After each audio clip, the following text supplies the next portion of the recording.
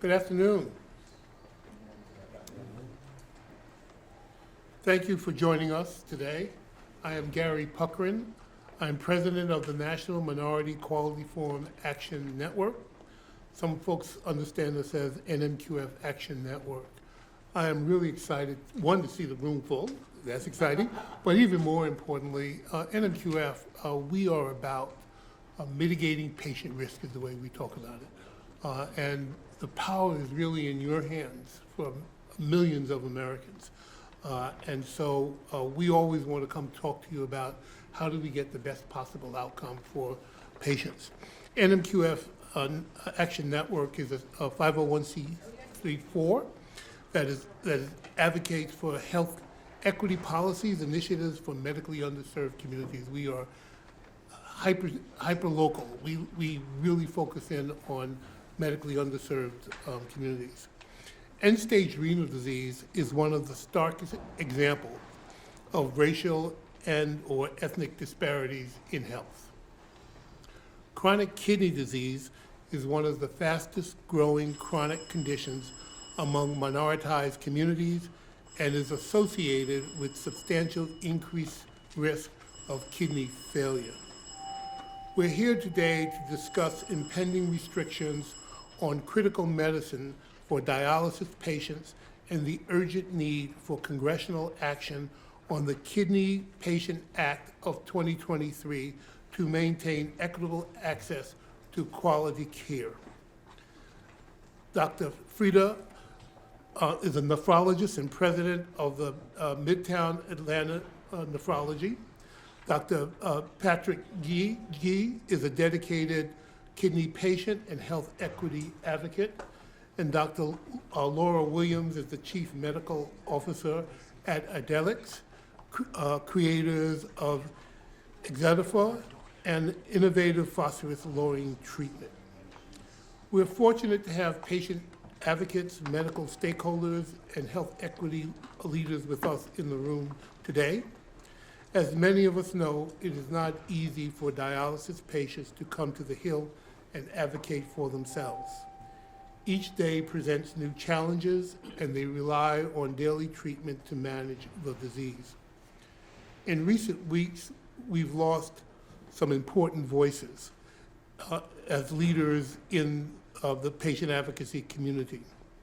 Neela Shah Gadni of Home Dialysis United passed away unexpectedly just a few hours after contacting members of Congress on the issue we're discussing today. Just last week, we lost another strong voice, Derek Forfang, who also passed away. Before we begin our conversation, I'd like to share a message from Neelsha on the topic.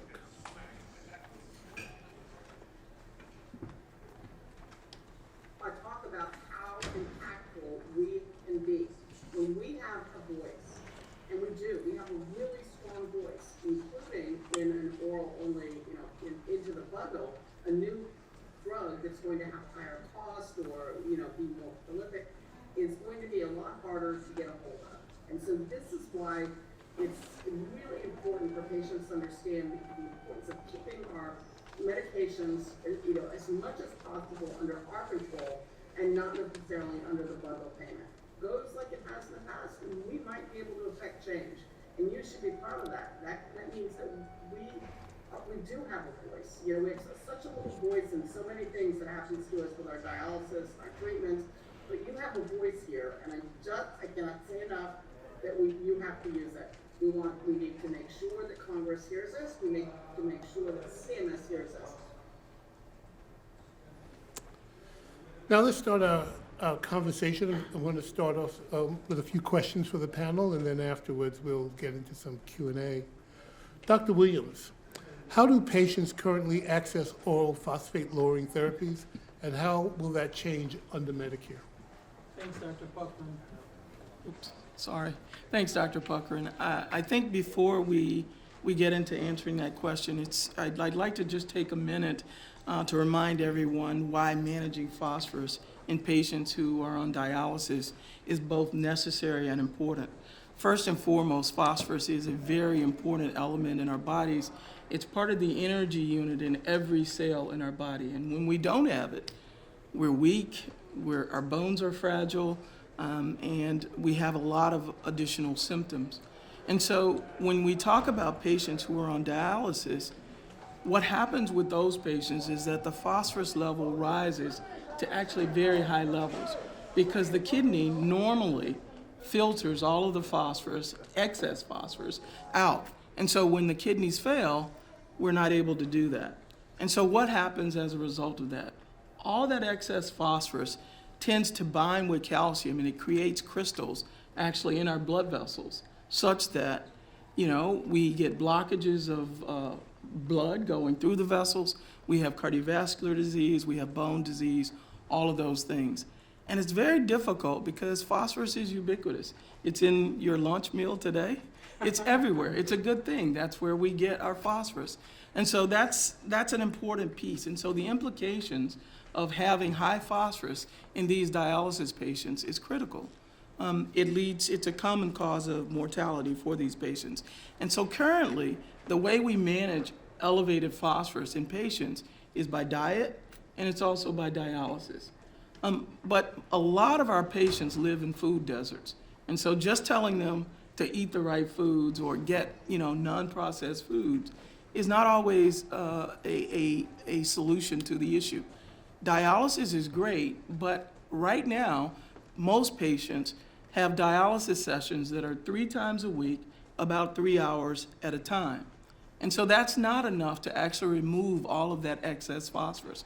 So the other sort of the other pharmacological way to get rid of phosphorus is by drugs called phosphate-lowering therapies. And the most common of those drugs are phosphate binders. And until last week, that was the only mechanism of action that we had. The drug that Dr. Puckering spoke of before, Exfosa, is a new phosphate-lowering therapy with a different mechanism of action. And that provides another option for patients and physicians to manage their phosphorus. And that's important. It's just similar to what we see with diabetes. We don't just use metformin to get people to their target level. Now we have drugs like Jardiance and Ozempic and things like that. And so it's a matter of providing more innovative therapies that help patients get to their target goal. And so that's a very important piece. So CMS, or the Centers for Medicare and Medicaid Services, established an end-stage renal disease prospective payment system, commonly referred to as the ESRD bundle, over a decade ago to better manage the payment or to better take care of the dialysis care budget. And this budget pays for an actual dialysis session, it pays for dialysis-related equipment, but it also pays for the medications that are incident or related to the dialysis session itself. And historically, those have been medications that treat anemia or treat the bone disease that is associated with elevated phosphorus. So when we think about those medications, they come in both an oral form that patients take by mouth, but also in injectable forms that people can have via an IV or subcutaneously in the skin. But PLTs, or phosphate-lowering therapies, have no injectable formulation and they're not incident to the dialysis session itself. In fact, these agents are actually contraindicated to be taken during dialysis. So phosphate binders have to be taken 3 times a day, at least, with every meal and also with snacks. And this new medicine that we talked about is taken twice daily, also with meals. So not part of a dialysis session.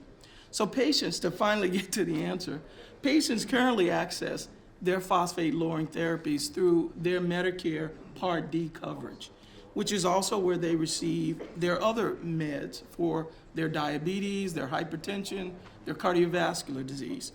But CMS is now calling for oral phosphate-lowering therapies to be added to the bundle.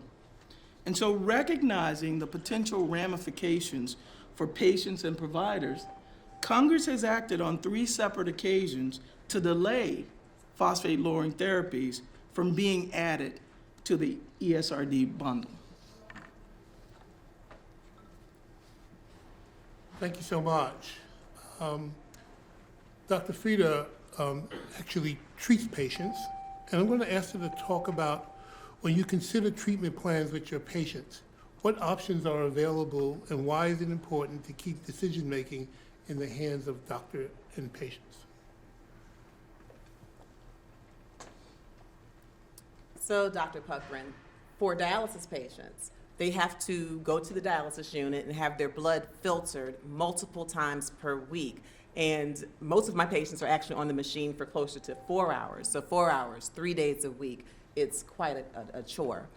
So for patients who have end-stage renal disease or kidney failure, there are multiple complications. And as Dr. Williams mentioned, elevated phosphorus is one of those complications, or hyperphosphatemia, elevated phosphorus in the blood. When you have elevated phosphorus in the blood, it can increase your risk for death, just plain and simple. And as a nephrologist, sadly, I have witnessed patients when we can't control the phosphorus die. It's real. So to answer your question, as far as the treatment options for patients with elevated phosphorus, one is dietary restriction, which everyone I know has challenges with dietary restriction, whether you're on dialysis or not. Another option is increasing the time on dialysis, which we've already talked about how tedious that is, and so that's not anything anyone jumps for joy to have to do.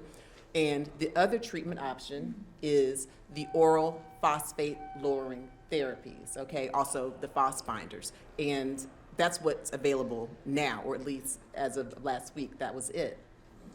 To be honest, managing phosphorus is one of the most challenging aspects of my job as a kidney doctor and as a medical director of a dialysis unit.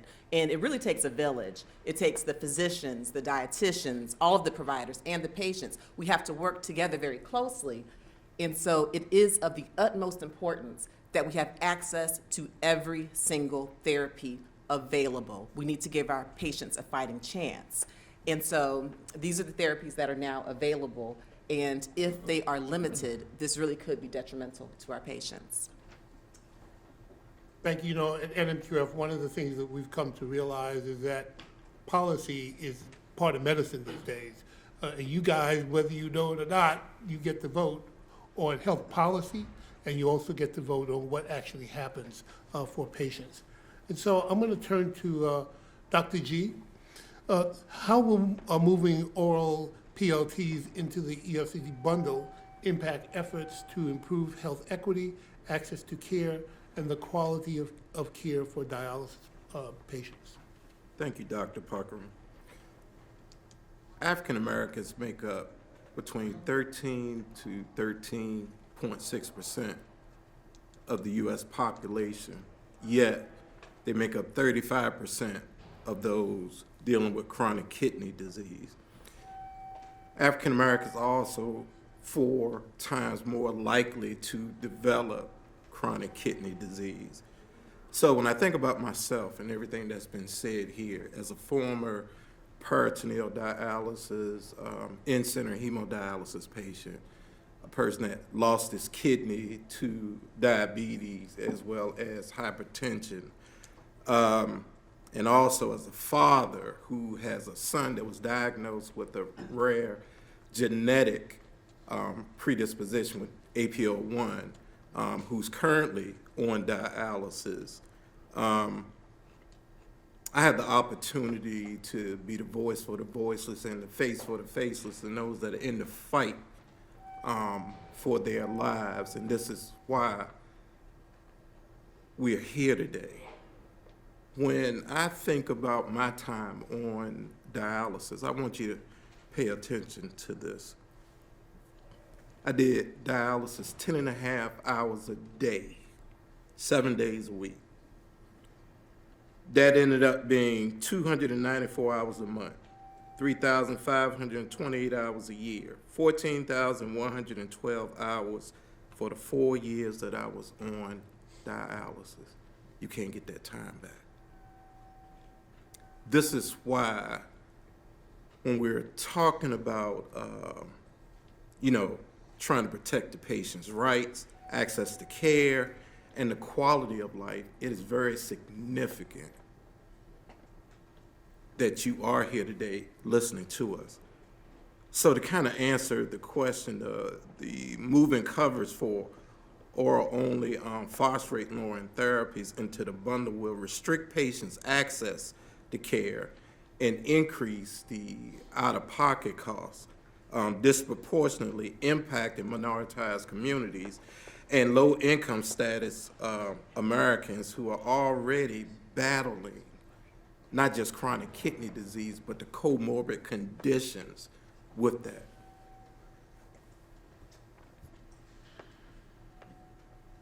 Thank you so much. Dr. Williams, what is Congress's role on this issue? Well, as I said, I mean, this is a really important issue, and prior congressional delays are actually set to lapse. I mean, I should start with, 3 times in the past, Congress has passed legislation to prevent these oral-only therapies, these phosphate-lowering therapies from going into the bundle. But that lapses, that delay ends very soon. And so starting in on January 1st, 2025, these phosphate-lowering therapies are cited to go into the bundle. And so unless Congress reauthorizes the delay by passing the Kidney Patient Act of 2023, then these oral-only phosphate-lowering therapies will be moved into the bundle. So this reauthorization bill, there's a bill already out there, right, that was authored by Representatives Buddy Carter, Ann McLean Custer, Carol Miller, and Terry Sewell. That was heard earlier this month by the Energy and Commerce Health Committee, or Subcommittee. So kidney patients need Congress to act this year to ensure that they do not lose access to these innovative therapies. Dr. G and Dr. Frieda, if Congress fails to act, what does this mean for patients and providers battling ESRD? So without congressional action, that means that these oral-only phosphate-lowering therapies will be forced into a limited bundle payment system where they have to compete for other drugs to get coverage. And basically, for me as a provider, it means that I will lose control and my patients will lose control on being able to choose the medications that best work for them.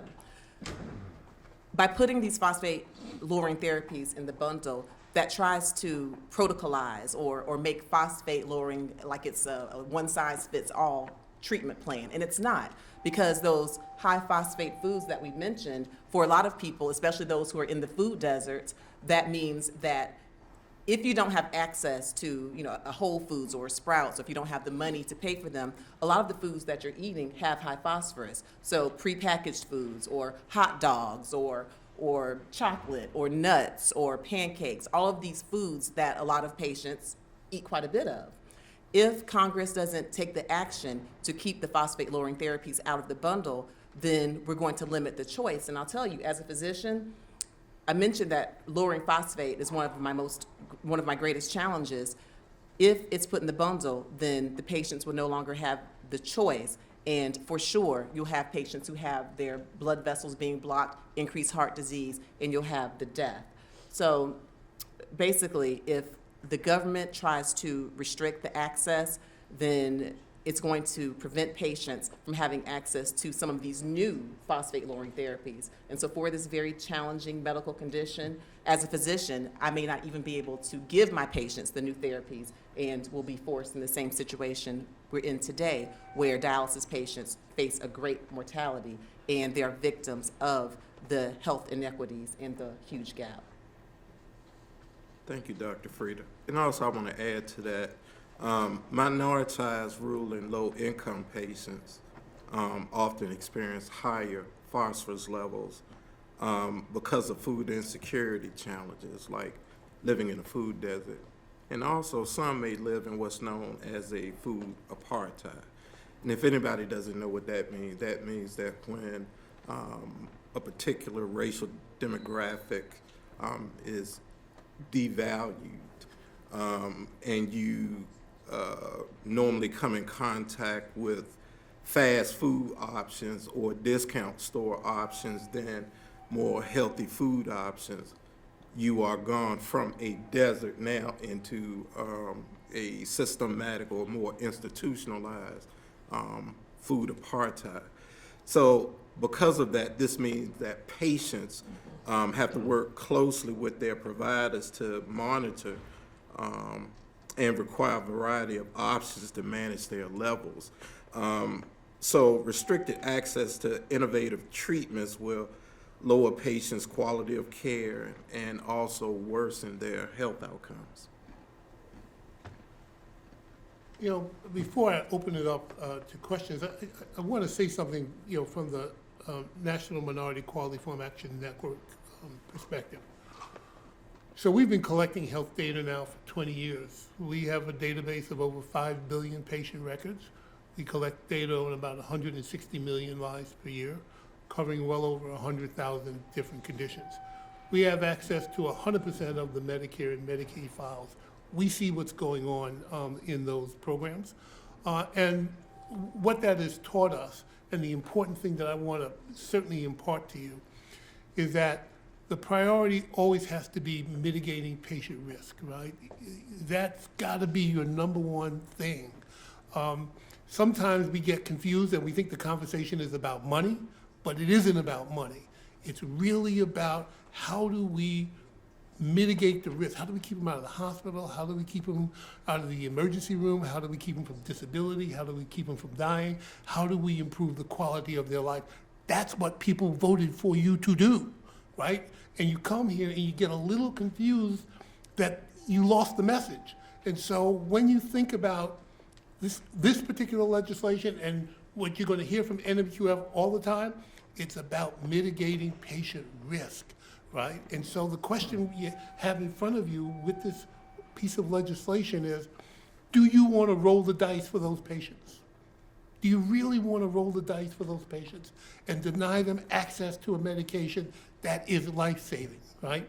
And so we're here to answer your questions, to help you better understand, because that has got to be the conversation. Roughly 69 million Americans are in the Medicare program, right? I think there's probably about 350, 400,000 people on dialysis and growing. And so this is a really important issue. And so we're here happy to answer your questions. And so I'll open up the mic for you. And you got the experts in the room, so you ought to take advantage of the moment. That's what I would say. Yes, please. First of all, thank you all for taking the time to come up here, and it's really fascinating to hear these medical viewpoints, but also firsthand experience, undergoing dialysis. It's a brutal procedure, and God bless you for having gone through that and come out. But I think that how critical is it that this legislation, the Kidney Patient Act, I believe, HR 5074, how critical is it that this legislation be passed this year? CMS does not have the ability, right, to I guess, under its discretion to extend it, right? I think it's written in law. If, just from the patient standpoint, between 25 patients on dialysis every day die, trying to get to the transplant wait list. That's just getting to the list. That's not getting the organ transplant. There are some patients that cannot afford this. And as a dialysis patient, if you have to sit in that chair and start making life decisions, do I take the little bit of money that I have to buy my binders, or do I feed my family? Do I put gas in my car? I can't go to the dentist. I can't do these other things. It's not fair. It is not fair. The side effects of dialysis is brain fog, fatigue. You're already afraid. A lot of times we tend to crash into dialysis. There are folks that have been comatose and woken up out of a coma, and they found out that they're on dialysis, kidney failure. If you value anyone's humanity, this bill really needs to pass, because just like I spoke about my son, as a father, you never want your kids to follow in your footsteps when it comes to a chronic illness. And here, my son saw me in the time that I was doing dialysis, and then when he ended up with kidney failure, he felt ashamed. And as a parent, I didn't know what to tell him because I felt his pain. There are some of you in this room that may be at risk and you don't know that. I'm not sure if you know how to get just a simple urine blood sample of a test just to check to see if your kidney functions so well, but this could be you. So you ask yourself in deciding today, what would you do for you or a loved one that needed this bill to pass to save their lives? There lie in your answer. Yeah, and if I could add to that, I think, just logistically, right now, again, patients on these phosphate-lowering therapies get their medicines covered through Medicare Part D. So they go to their CVS, they go to their Walgreens, and that's where they get all of their other medications for their other comorbidities. Bringing these into the bundle system and having those medications that, again, are not part of a renal dialysis service would then now logistically have to be managed through the dialysis provider. That's a difficult, tall task. They don't, again, as I said, most of the other medicines are IV equivalents and they're easily administered during the dialysis session. These are pills, these are tablets that they take every day, several times a day with meals. And so if you're not a large dialysis provider, well, even with some of the large dialysis providers, they don't have pharmacies within them. So just the logistics of them getting their medications through the pharmacy system is quite difficult. And what are the quality measures that these dialysis providers have in terms of, making sure that patients are compliant with their medicines? This is a medication that they take at home. I mean, who checks to see that that is happening? And then from a quality standpoint, who makes the decision in terms of if you need to adjust those medicines? Right now, as Dr. Frida said, it's a shared decision-making process between the patient and the physician, as it should be. If I go to the doctor and my blood pressure is not controlled on my diuretic, then my physician can add a different blood pressure medicine with a different mechanism of action. All of that goes away. Questions? Thank you. My question's for Dr. Williams. Dr. Williams, I'm wondering if you could speak a bit more to the impact that this legislation would have on rural communities. Yeah, I think that's another important question. I mean, first of all, when you look at the number of dialysis centers in rural communities, most, if not all of them, don't even have an inpatient or an in-center pharmacy. So just logistically, how do you actually get these medications to patients? And I think one of the things that we've already discussed is it is not dissimilar to, again, other disease states, heart failure, diabetes, hypertension, where there is a complex, sort of set of decisions that usually have to be made to individualize the care, right?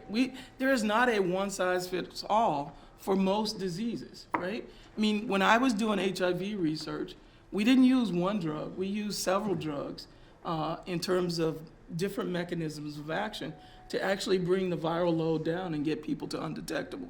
This is not dissimilar, and I think, again, when you talk about rural communities, that access is decreased even more. And so when you think about this, I think a failure to act will certainly worsen the health disparities that we're already seeing.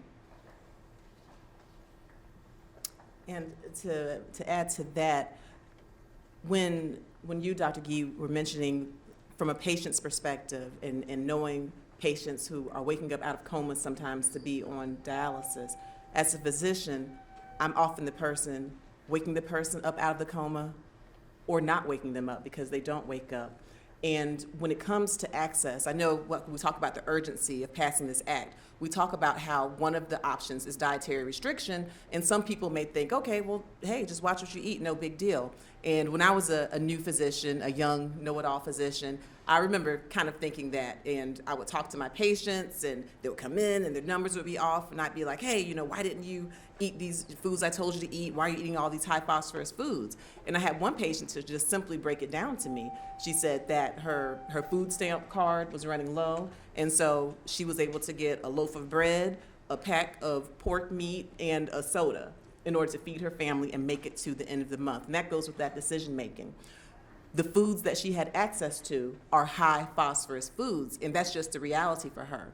If we were to take away the choice from the patients, the choice from the physicians on the most appropriate phosphate lowering therapies, then you would have more patients like her who have the high phosphorus foods, and then they go on to lead to conditions that not only can cause heart disease, but they can lead to having limbs amputated. The death is just one of the aspects, but being alive is not living, and having high phosphorus can really decrease the quality of life for patients. And so I am always anxious to have any new therapy that will maximize the well-being of my patients. And if we put these phosphate lowering therapies in the bundle, then we're going to lose that ability.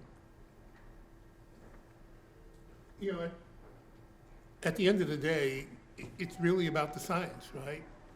That what you've been hearing is that we have the scientific capabilities to help these patients manage their phosphorus. And policy doesn't change the science. The science is the science. It doesn't change. And so when you think about that, you understand that you have to think about the patient and lowering that risk, because we can't change the science. We can't change the policy. And what we need to be concerned about is, why would we want to put these patients at risk? Think about that for half a second. Why would you want to do that? What's the value? What's the purpose? In fact, why are you here if that's what you want to do, right? I mean, I'm just being candid with you. And so I just want to underscore to you the fact of the science. It is hard science. It works. And this is the way to take care of lots of patients who need your help. So please, any more questions? I want to make sure that your questions get answered here, because I know you got to go back and talk to your member, and I want, yes, please. So you mentioned, obviously, I think many of us in the room acknowledge the scientific and research background beyond the efficacy of phosphate lowering treatments. Is there a position from the standpoint of the rulemaking changes that CMS is attempting to integrate this into the ESRD bundle that you can inform us on, so why this changes is happening now, and whether there have been historical efforts moving towards this that, from a pushing perspective, may be disagreeable? Sure. I'm going to turn to Dr. Williams, because I have difficulty divining sometimes what's going on at CMS, and so you're asking me to do something that I have limited capacity to do, but maybe Dr. Williams can help us here. Yeah, I can't necessarily speak to the why from a CMS standpoint, but as I said before, 3 times in the past, Congress has felt like this was not the right thing to do, moving these drugs into the bundle. And they've passed laws to make sure that didn't happen, right? And that last law ends, right, on January 1st, 2025. And so logistically, the urgency of this, right, the urgency to keep these drugs out of the bundle is now. Because think about the ramp up that has to happen at a lot of these dialysis centers, especially the majority of the smaller ones, the rural ones, even the medium-sized ones that don't have pharmacies to even logistically roll this out. But even besides that, let's say they had all of those things, it's just not right for patients. And why is it not right?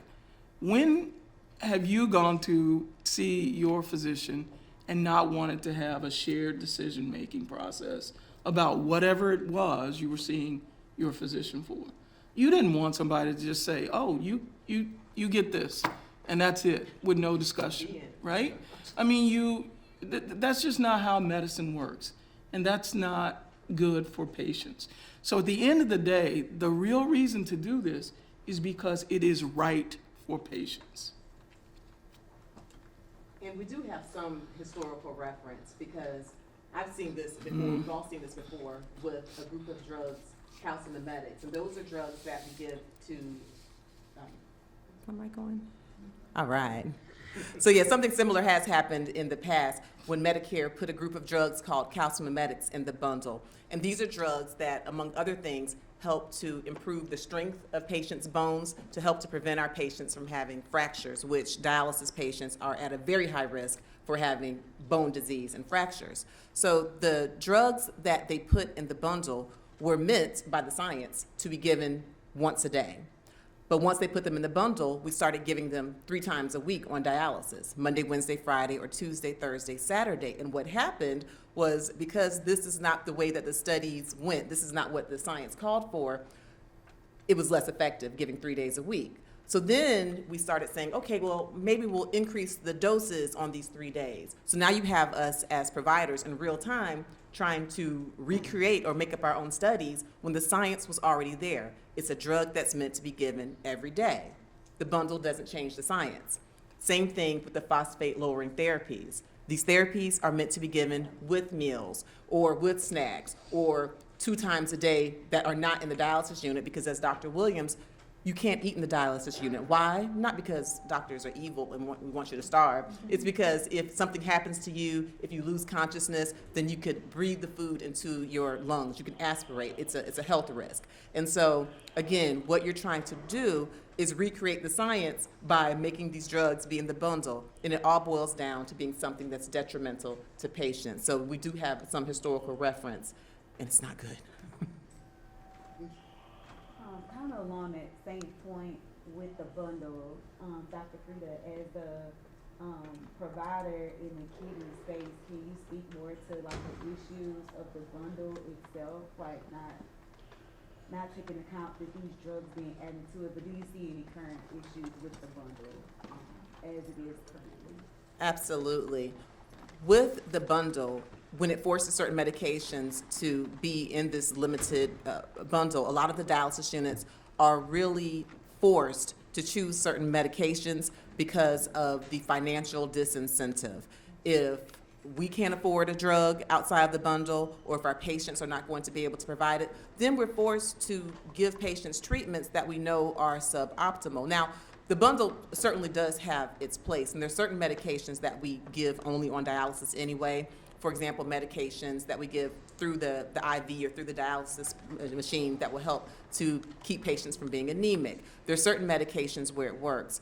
But when you're dealing with conditions like high phosphorus, I can tell you, for all of my patients, there are about 6 or 7 therapies that I have going to lower phosphorus, and I have some therapies that still simply don't work. So we're still looking for innovative treatments. With this bundle, that's going to prevent the ability for us to take advantage of the new science and the new treatments that will help patients. And so, in particular, for the phosphate-lowering drugs and for the drug I mentioned before, it just doesn't work, which is why it's important for us to have these discussions, for Congress to take action and to understand it's not one size fits all. We have to tackle each drug and each treatment to make sure we maximize the benefit for patients. Sorry, I'm just a little bit confused about the bundle and adding these drugs. So what you're saying is that adding these drugs would put in a financial disincentive to use other drugs, but like, are those other drugs, how are dialysis patients and dialysis centers paying for those drugs now? Like, it seems to me that adding it to the bundle would just lower the cost. Yeah, no, actually, it's the opposite, right?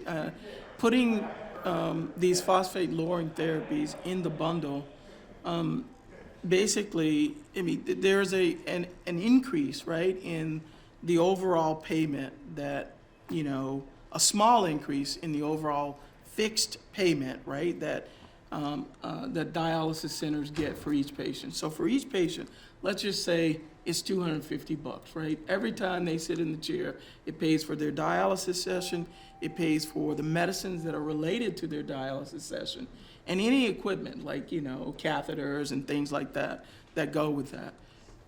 And adding another medication into the bundle only changes that fixed payment a small amount. And you get to actually pay that increased copay independent of whether you get this new medicine or not. So it's not, it doesn't, and dialysis centers are disincentivized, right, to use the newer, more innovative therapies because they usually cost more than what that increase, right, in pay that the dialysis providers are getting. So I think there are a number of reasons. And even if you get beyond that, again, I can't emphasize enough that we should treat hyperphosphatemia in our dialysis patients with the same vigor, right, that we treat diabetes and hypertension and heart disease, where I don't add another diuretic to a diuretic. I don't add metformin to metformin. I add, you know, Jardiance, or I add Ozempic. I add a beta blocker or calcium channel blocker. That's just normal practicing medicine. That's what we do in every disease state. If we have to have a combination of therapies, we need to use the most innovative therapies. And so it's actually, you know, quite the opposite. So we're nearly at the hour, but I just want to say this back again out loud, Dr. Williams, and you correct me if I'm saying it incorrectly. So when it's in the bundle, the dialysis center gets paid for it whether the patient gets the medication or not. Right? So everybody gets it, whether they actually use it or not, right? And so it becomes more expensive because you're giving it to everybody as opposed to giving it to the person who actually needs it. That's the logic that we're talking about here. And that's why I said I don't understand what CMS is doing, right? Because it's illogical, right? It doesn't save money the way they're doing it. That's the point. And the other side of it is it's also elevating patient risk at the same time. Completely illogical, right? And that's why the law is important, right? Because sometimes they get it wrong. And so Congress looked 3 times and said, you got it wrong, but they didn't hear, so we got to do it one more time to help them understand, right? So I want to thank all for sharing your perspectives, and thank you to those in this room for taking the time to learn about this issue, which will impact more than 500,000 dialysis patients, especially minoritized, rural, and low-income status Americans. The materials found at your seat provide details about the urgent need for congressional action, including copies of the Kidney Patient Act of 2023, HR 5074. We have a website dedicated to this effort, kidneycareequity.org. That's kidneycareequity, all one word, .org, where you can learn more about the impact that this change will have on underserved patients. We encourage you to review what you've learned today with your representative office and urge you to take action this year. And with that, please help yourself to lunch if you haven't already, and enjoy the rest of the day. So thank you very much. Good stuff. Hey, how are you? How are you? Good.